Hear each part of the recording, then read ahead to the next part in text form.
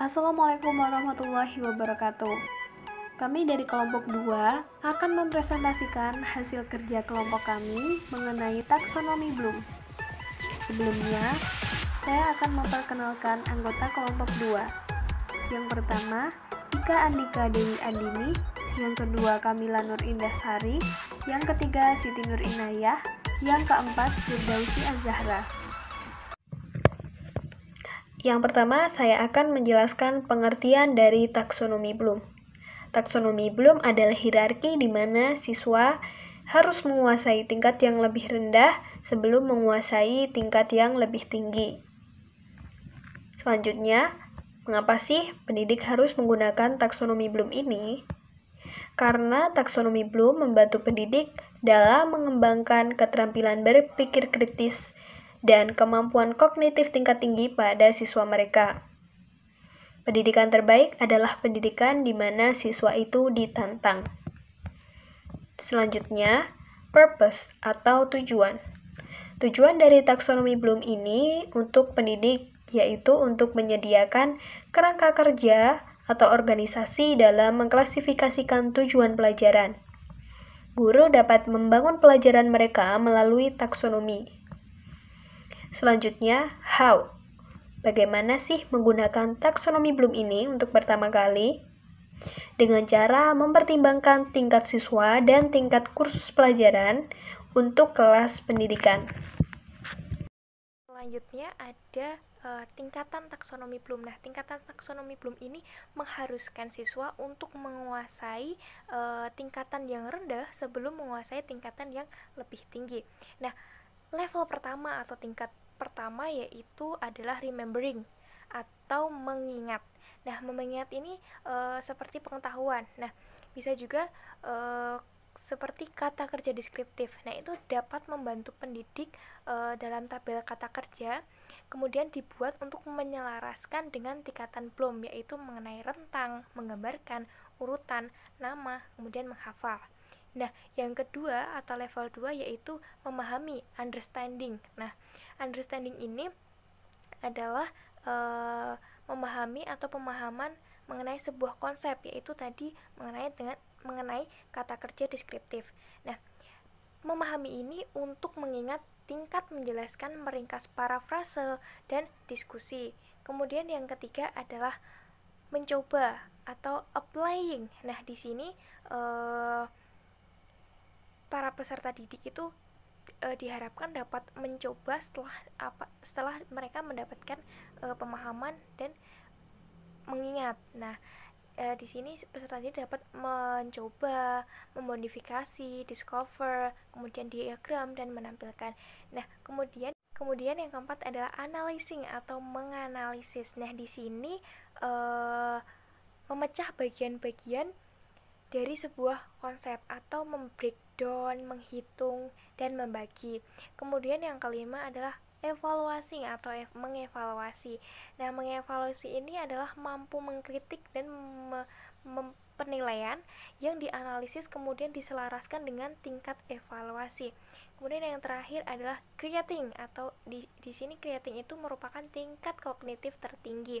Nah, diharapkan dapat membuat atau menciptakan sebuah produk baru sesuai dengan apa yang telah dipelajari. Nah, selanjutnya yaitu prinsip dasar mengenai taksonomi Bloom.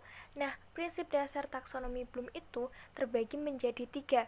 Yang pertama adalah ranah kognitif. Nah, di sini ranah kognitif itu terdiri dari 6 tingkatan. Yang pertama tadi ada remembering, understanding, applying, analyzing, evaluating, dan creating. Nah, yang kedua itu ada yang namanya ranah afektif.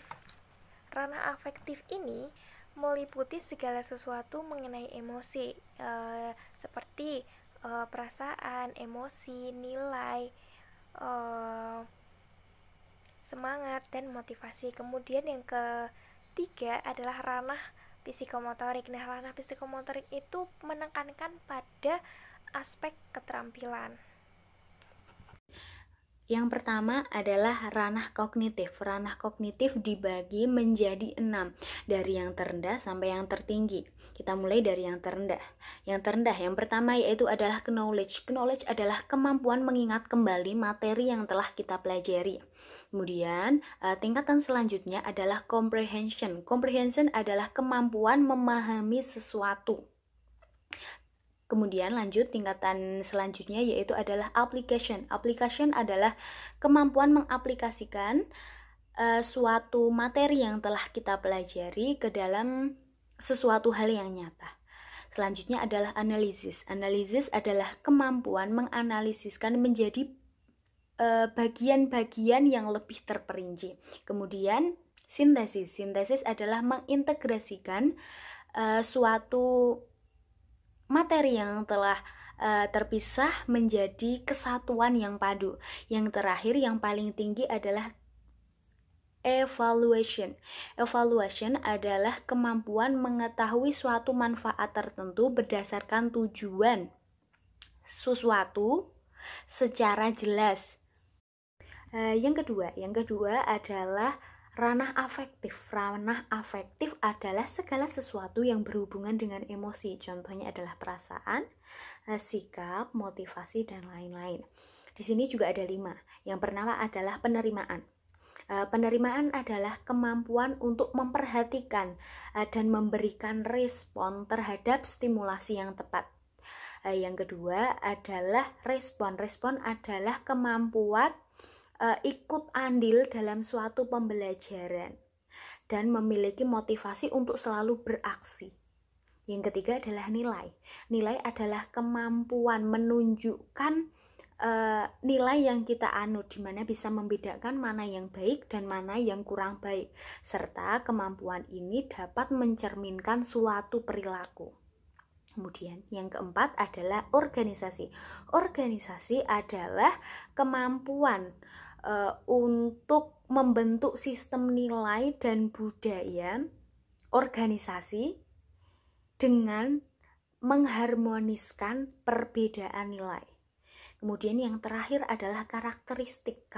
Karakteristik adalah kemampuan untuk mengontrol perilaku berdasarkan nilai yang kita anut dan memperbaiki hubungan ke diri sendiri, orang lain, dan juga masyarakat sekitar.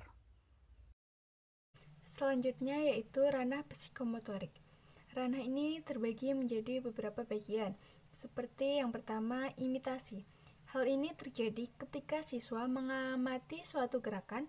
Peniruan ini pada umumnya dalam bentuk global dan tidak sempurna.